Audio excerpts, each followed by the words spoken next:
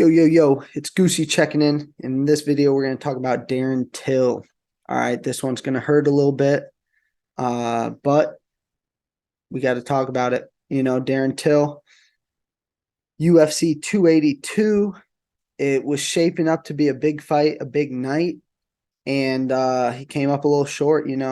I think this one was a big fight for him, and now we find ourselves at a crossroad in his career in and possibly even outside of the octagon, which we're going to dive into a little bit. But yeah, starting out. So I picked Dreekis to win the fight. This was last Sunday. And then as the week went on, you're seeing footage all week. You're seeing just the fight week energy. Till did what he does, and that's draw me in and have me completely locked in cheering for him, but also thinking he was going to win the fight because definitely had a few question marks for him coming into this week. Last fight week, we saw him a little bit more out of shape. We knew some stuff was going on. This one, he seemed very in shape, very, very focused. And yeah, he lacked a little bit of confidence, but a fighter on a losing streak like him, sometimes you got to expect that. And then, as always, the fans got going behind him too, because he's charismatic, energetic, and very relatable in a way that most fighters, it's hard for them to be, elite fighters in the world. It takes so much training and dedication. It's hard to relate to the average fan, the average person, because you're constantly in there, constantly focused on your craft. And Till balances that in a really good way that I think the fans really find themselves relating with and cheering for. Definitely the case with me. But anyways, let's jump into the fight because it was a fight that could have got stopped early, and I'm very, very glad it didn't. Till started slow. Dreekis came out like he was shot out of a cannon. And halfway through the first round, we're looking at the stats, and it's saying about 60 strikes for Dreekis and a big fat goose egg in there for the Till strikes. But right around with 1 minute left in the round, he managed to snake his way out of there, get on top, and start raining down some ground and pound. I think Dreekis sprawled. Till went for a sub, but quickly gave up on that. And then they found themselves in a scramble to end the round. Was definitely nervous, definitely surprised by what I had seen in the first round and feeling bad. I think I texted in the Geeks chat, I said this one hurt. But round two, that quickly changed, and we saw the Till that we were hoping to see in this fight because he came out round two. He had been in there for 5 minutes. He knew, definitely felt more comfortable, and you could see that because when he's on, he's one of the best fighters in the world, certainly one of the best strikers in the UFC. And he was putting it on Dreekis. Dreekis is a tough dude, and that's what kept him in the fight.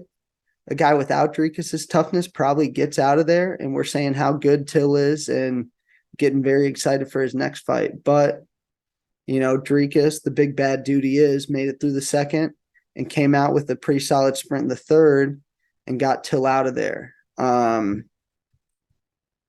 It seemed like Till came out in the third round hot, but once he got taken down, he knew it was going to be tough goings from there. The sub, it might have been on the chin, it might have been right under the chin. Either way, a pretty quick tap from Till, but maybe he knew he couldn't get out of there.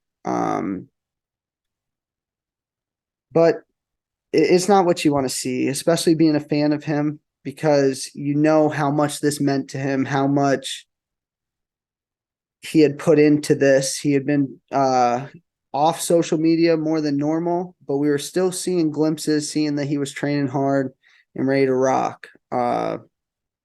Striking wise, he was doing great. Grappling wise, which is what we all were anticipating, all were excited to see after he had trained with Hamzat for a whole year, was very less than impressive.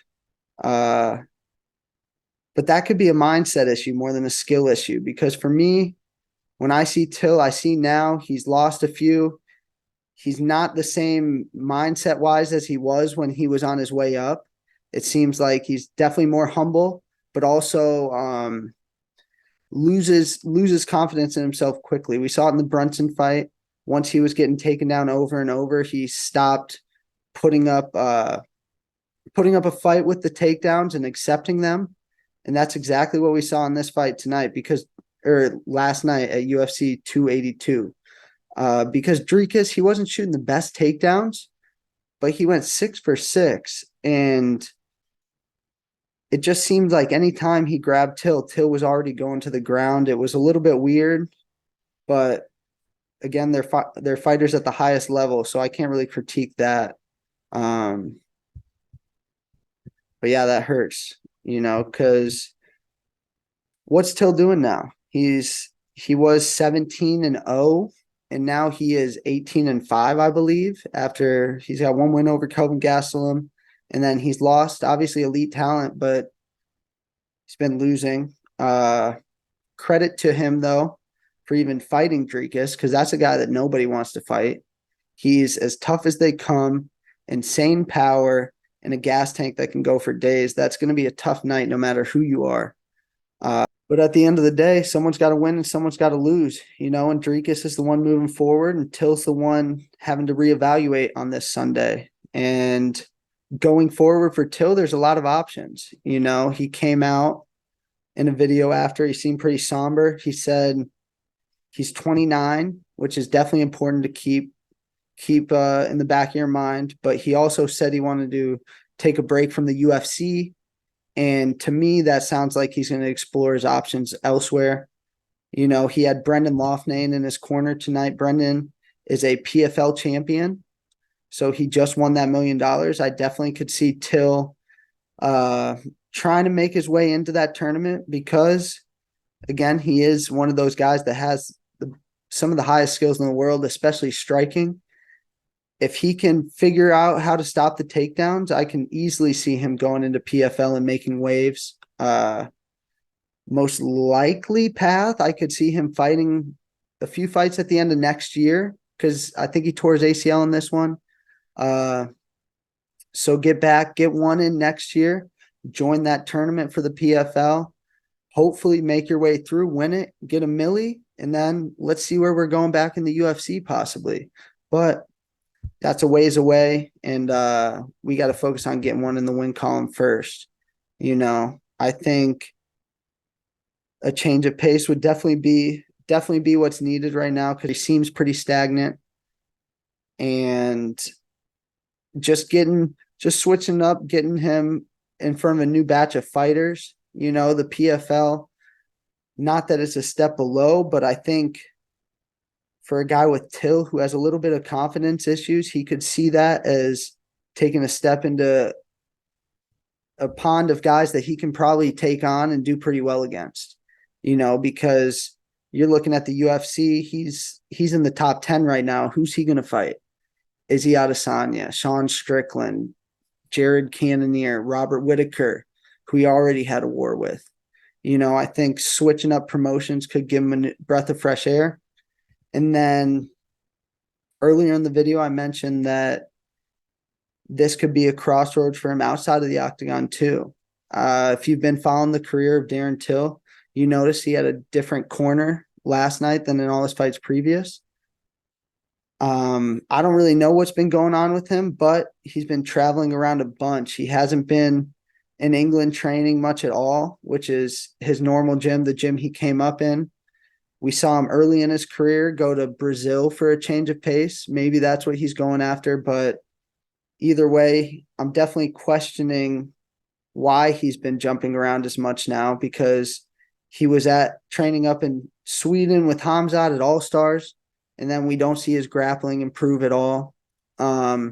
He's out at Thailand training with Brendan Loughnane at Tiger Muay Thai, I believe. And the Muay Thai was on point yesterday. I'm not going to lie, but I just don't know why he wouldn't have his coaches go and corner him in the fight. He said there's no beef there, but obviously something's a disconnect in that situation. So I hope he can get that resolved. I hope he gets back on the right track, and we're talking about Till 2.0 come the end of 2023. So those are my thoughts on Darren Till. Obviously a little salty, a little sour today. I wish he would have won last night, but like a fart in the wind, it's already past us. So we're going to have to move on. Drop your comments, what you think about it below. What do you think his next move is? And then, yeah, leave a like, leave a comment, hit that subscribe. Geeks are going to the moon, baby. I'm out.